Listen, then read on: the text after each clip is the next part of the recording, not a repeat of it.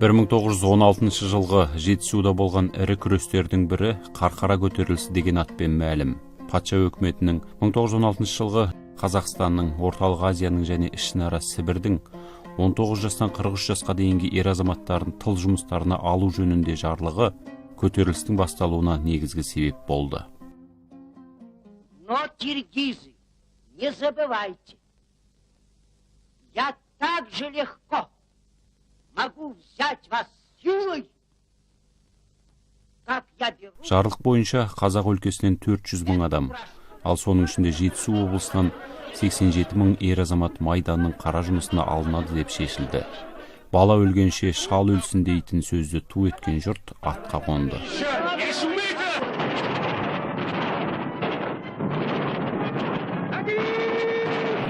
Жалаң қылыш, ағаш сойыл, шиті мылтықпен шайқасқа шыққан көтерілісшілер аз уақытта жеңіліске ұшырады.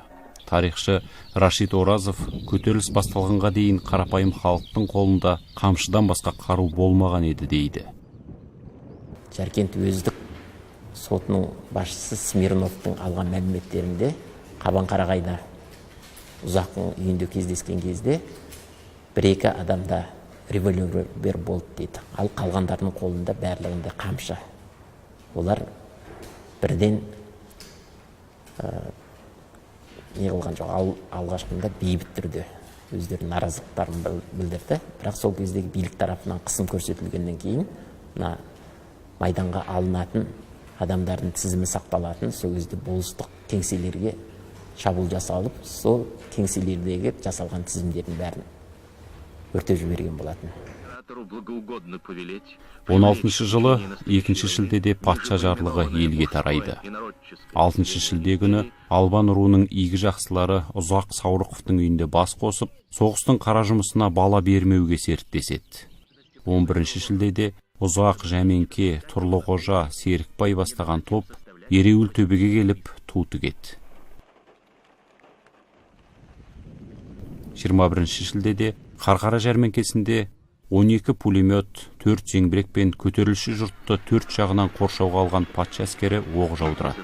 500 қазақ жауынгері қаза табады. Қолға түскен 59 адамды Қырғызстанның Қарақол түрмесіне жаяу айдап әкетеді.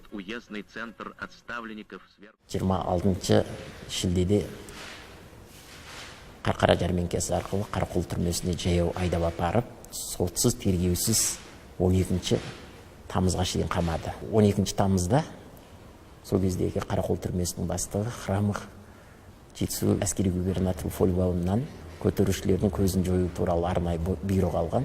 Міне сондықтан да бұлар қашуға әрекет етті деп, Қарақол түрмесінде жатқан 59 адамды сотсыз, тергеусіз, ешқандай айыпсыз түрмеде қырып салды. Соның ішінде 4 адам аман қалды. Соның бірі Тұрлықожа Жансеркеұлы. Жазушы Мұхтар Әуезовтің нақты тарихи деректер негізінде жазылған Қилы заман хикаятында Тұрлықожа есімді кейіпкердің орыс ұлығына хан әділінен тайса қарашасы бұзылады деп қарсы сөйлейтін жері бар. Қарақол түрмесіне қамалған 59 адамның ішінен 15 адамның тізімі жеке жасалынып, ату жазасы кесілген екен. Сол 15-тің басында Тұрлықожа Жансеркин тұр. Қарақол түрмесіндегі қанды қырғыннан аман қалған төртеудің бірі де осы Тұрлықожа еді.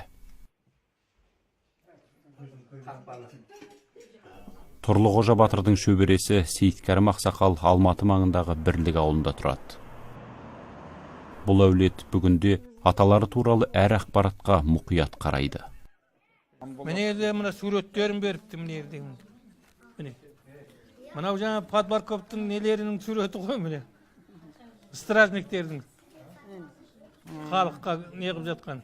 Қарақолдан, түрмеден қырғыздар бастап соғысқан, қырғыздар жатқан камерадан атыс шыққан, соның кейін сойырдан келіп, жаңа қазақтар жатқан камераға да оқ жаудырған уақытта, жаңа Бегдайыр деген атамыз қарулы үлкен дәу кісі екен. Сол кісі жаңағы мылтықтың аузынан ұстап басып жерге қарай. Сөйтіп жаңағы оқтан бір сыпырасын алып қалады, соның кейін есікті тауып ашады. Теуіп ашты дейді, тақтайды жұлыба бұрып ашты дейді, әйтеуір оны сөйтіп жаңа Тұрлықожа атамның айтқан сөзі бойынша солай жазылған. 3 рет болыс қызметін атқарған Тұрлықожа Жансеркинге қатысты сақталған архив құжаттарында Оның 1903 жылы Жетісу облыстық әскери губернаторынан 2 айға еңбек демалысын алып, Құлжаға сауда ісімен кеткені туралы айтылады. Тек ел басқару жұмысымен ғана емес, сауда-саттықпен де айналысқан ол Ресей қалаларына да сапар шеккен екен. Мұрағат құжаттарын ақтарып отырып, Тұрлықожаның 1916 жылғы көтерілістен кейінгі тағдыры туралы 2 түрлі мәліметті кездестірдік. 1916 жылы 31 тамызда Жетісу әскери губернатор Фольбаумге жолдаған рапортында Тұрлықожа да сол түрменің ішінде өлді деп мәлімет берген болатын. Бірақ бұның кейін тірі екендігіне көз жеткізгеннен кейін сол кезде жазалаушы әскерге дереу Тұрлықожаны ұстап Жаркенттегі түрмеге қамау жөніндегі бұйрық болған.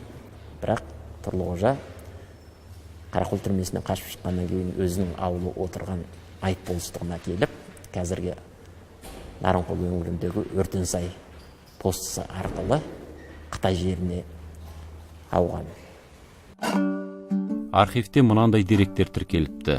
Патша үкіметі қазақтардың көтерілісін басуға 8750 найзалы 35 рота, 3900 қылышты 24 жүздік, 16 зеңбірек пен 24 пулемет, 21 жаяу әскер ротасын жіберген. Қолға түскендері атылып, түспегендері үдере көшіп Қытай асқан.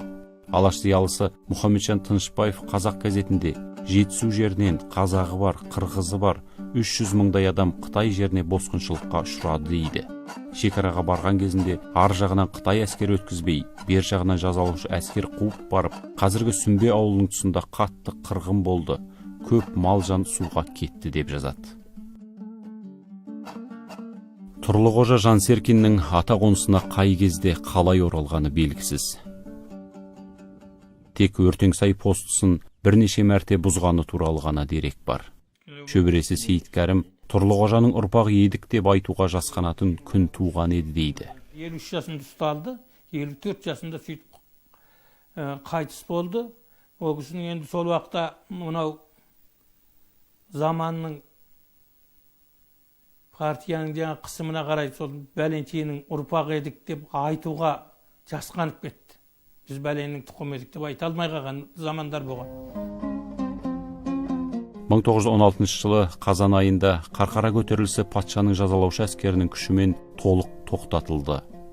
Қарақол түрмесінде оққа ұшқан 55 көтерілісшінің басы қайда қалғаны белгісіз. Ал көтерілісті бастап шығып, Ереуілтөбеде шайқасқа кіріп, жеңіліп, тұтқынға түсіп, өлім жазасына кесіліп тұрып аман қалған Тұрлықожа Жансеркиннің мүрдесі Қытай-Қазақ шекарасының маңында Сүмбе өзенінің бойында жатыр.